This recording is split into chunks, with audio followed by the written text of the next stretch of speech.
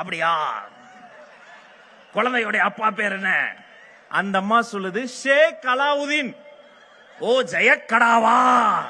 கடாவுடைய குழந்தைக்கு கருணாநிதியின் பேர் வைக்கிறேன். அது பொம்பளை குழந்தை.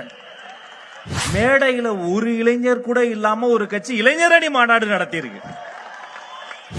மாப்பிள்ள அவர் தான், ஆனா அவர் போட்டிருக்க சட்டைகள். வணக்கம் வணக்கம் வணக்கம். நேற்றைய தினம் ஒரு உலக அதிசயம். மேடையில ஒரு இளைஞர் கூட இல்லாம ஒரு கட்சி இளைஞரணி மாநாடு நடத்தி இருக்கு. எங்க பொதுச் செயலாளர் அண்ணன் வந்திருக்காரு. எங்க அண்ணன் ஆனந்த் அண்ணன் நடக்கிற ஸ்பீடுக்கு நீ ஓடி வரணும்டா. அவர் ஸ்பீடுக்கு நீ நடக்க முடியுமா? எத்தனை மாநாடு, எத்தனை நிகழ்ச்சி. ஆனா நான் டிவி பாக்குறேங்கன்னா, டெய்லி நியூஸ் பார்க்க சொல்லியிருக்கேன், பார்த்துக்கிட்டே இருக்கேன். அதே டெய்லர், அதே வாடகை, ரேம்ப் போட்டு சிவப்பு கம்பளத்தை விரிச்சு பாட்டு போட்டு மதிப்பிற்குரிய மாண்புமிகு முதல் முறை முதலமைச்சரான மு.க. ஸ்டாலின் நடத்தி கூட்டு வந்து மாப்பிள்ள அவர் தான், ஆனா அவர் போட்டிருக்க சட்டைகள். நான் என்ன கேக்குறேன், சின்ன பையனா, கடைக்கோடி தொண்டை, அந்த பேண்ட் கலர் கூட வாடா அப்படியே காப்பிடிப்பீங்க. கீழ இருந்து துண்டு எடுத்து வீசி அந்த துண்டு எடுத்தவர் போட்டு கீழ இருந்து நம்ம தளபதிக்கு மலர் கொடுப்போம்ல, அப்படி ஒரு பையன் ஓடி போய் சொல்லிருக்கேன், ஏய் பூவை கொடு. அவன் கொடுத்துட்டான். அது அவருக்கு சொல்லல, வாங்கின பூவை என்ன பண்ண தெரியல, என்ன பண்றது அப்படி தூக்கி போட்டு போயிட்டாப்ல. எல்லாத்தையும் மன்னிச்சிருவேன், அந்த செல்ஃபி ஒண்ணு எடுத்தாங்களடா.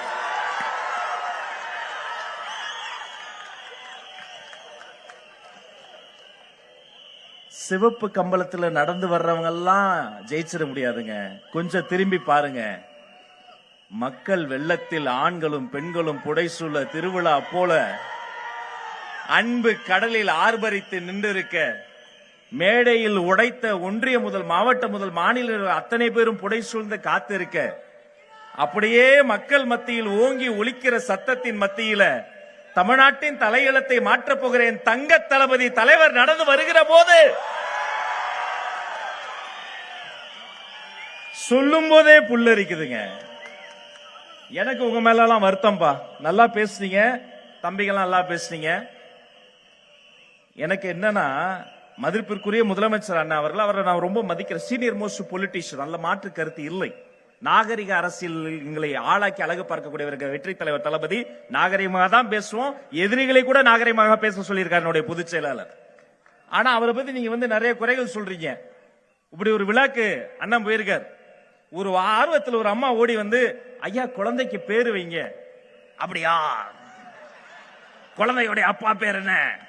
அந்த அம்மா சொல்லுது ஷேக் அலாவுதீன். ஓ ஜெயக்கடாவா? உலகத்துல ஜெயக்கடான்னு ஒருத்தங்க பேர் வைப்பாங்களாங்க? ஆக ஜெயக்கடாவுடைய குழந்தைக்கு கருணாநிதியின் பேர் வைக்கிறேன். அது பொம்பளை குழந்தை. இந்த அதிகாரிகளும் இந்த அரசியல் தலைவர்களும் நாட்டை இப்படி கெடுத்து, ஆனா எங்க தலைவர் யார் தெரியுமா? பாடுகிறேன் பாமணக்கும், பாடும்போது நாவினிக்கும், நாடெங்கும் புகழ் மடக்கும், தளபதினு சொல்லும் போதே வாயினிக்கும். எப்படியாவது அடுத்தவனை அழிக்கணும்னு நெருஞ்சி முள் மனிதர்களும் நிறைந்திருக்கும் அரசியலில் குறிஞ்சி மலர் போல் மலர்ந்த குணமலர்றான் தலைவர் தங்க தளபதி. இவங்களுக்கு எல்லாம் ஒரே ஆச்சரியம், எப்படி இவ்வளவு கூட்டம் கூடுது? அண்ணே, இது கோட்டருக்கும் கோழி பிரியாணிக்கும் கூடுற கூட்டம் இல்ல, தங்க தளபதிக்காக கூடுற கொள்கை கூட்டம். இன்னைக்கு தேதியில அரசியல ஒரு கவுன்சிலர் கூட கையில பிடிக்க முடியாது, அசோசியேஷன் பிரசிடென்ட் ஆளே பிடிக்க முடியாது. ஆனா தனது வாழ்நாளில் முதல் தேர்தலிலேயே திமுக வேட்பாளரை தோற்கடித்து தான் வென்றெடுத்த எம்எல்ஏ என்ற பதவியை தலைவருக்காக தூக்கி இருந்த தியாக திருவுருவம் என் பொதுச் செயலாளர் ஆனந்த். நான் கேட்டேன் ஒரு வாட்டி அண்ணன், ஏன் அப்படி? அவர் சொன்னாரு, என்னையா எம்எல்ஏன்ற பதவி ஒரு 5 வருஷம் இருக்குமா? ஆனா தளபதியின் தொண்டன்ற பதவி ஆயுள் முழுக்க இருக்கும், கடைசி மூச்சு வரைக்கும் இருக்கும். இதுதான் டிவிக்கு. இப்ப வர வழியில அடிச்சு பிடிச்சு வரும்போது திரும்ப டிவியில பிரேக்கிங் நியூஸ். நம்ம சேப்பாக்கம் கிரவுண்ட் இருக்குல்லைங்க, ஐபிஎல் நடக்கலைங்க, சேப்பாக்கத்தில் விசிலுக்கு தடை. அடப்பாவிகளா, சேப்பாக்கம் மைதானத்தில் விசில் ஊதினால் சேகுவராவுக்கு ஜுரம் வருதான். சேகுவரா இதையெல்லாம் கேட்காம நல்ல வேளை பிடல் காஸ்ட்ரோ செத்து போயிட்டார். அவர் மனசு என்ன பாடுபடும்? விளையாட்டு என்பது மக்கள் கவலைகளை மறந்து உடல் உழைப்பை செலுத்தி சந்தோஷமா இருக்கிற இடம். இத்தனை ஆண்டுகாலமாக சேப்பாக்கம் மைதானத்தில் விசில் சத்தம் ஓங்கி ஒலித்தது. விசிலுக்குனே பாட்டே போட்டாங்க. ஆனா தமிழக வெற்றி கழகத்திற்கு ஒரு சின்னம், விசில் சின்னம் வந்துவிட்டது என்று சொன்னால் தீய சக்தி பயப்படுது, ஊழல் சக்தி பயப்படுது. இது இப்படியே போச்சுன்னா அடுத்து என்ன பண்ணுவாங்க? தற்போது கிடைத்த செய்தி, பேருந்தில் கண்டக்டர் விசில் ஊதக்கூடாது. டிராபிக் போலீஸ் கையில் இருந்து விசிலை புடுங்கு, ஊதாத. நீ என்ன பண்ணாலும் ராஜா, தினந்தோறும் எங்க பார் மகாலட்சுமி மாதிரி உட்கார்ந்திருக்காங்க. என் தாய்மார்கள் காலையில் அந்த மங்களமா பாலை வைக்கும் போது குக்கர் கூட என் விசில் சத்தத்தை சொல்லிதான் அடிக்கும்.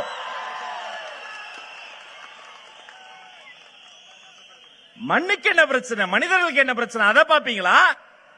விசில் ஊதக்கூடாதா? இன்றைய தினம் தமிழ்நாடு முழுக்க டிஎன்பிஎஸ்சி பரீட்சை தேர்வு எழுதியிருக்காங்க எங்க பசங்க.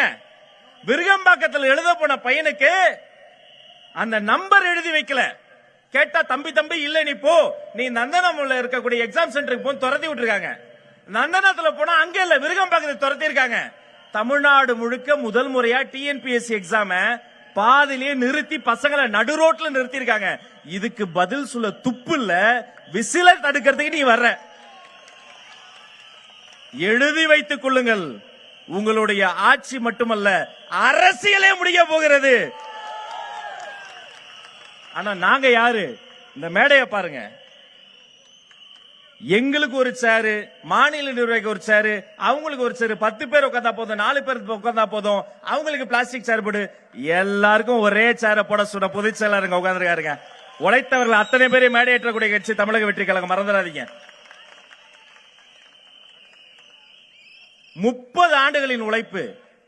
ஒரு சாதாரண ஒரு துணை இயக்குனருக்கு ஒரு கவர்மெண்ட் ஆஸ்பத்திரியில் பிறந்தவர் என் தலைவர். ஜி தமிழ் தொலைக்காட்சியில சரிகமாப்பான்னு குழந்தைகள் பாட்டு பாடக்கூடிய நிகழ்ச்சிக்கு போகக்கூடிய வாய்ப்பு என்னுடைய தலைவர் தந்தாரு.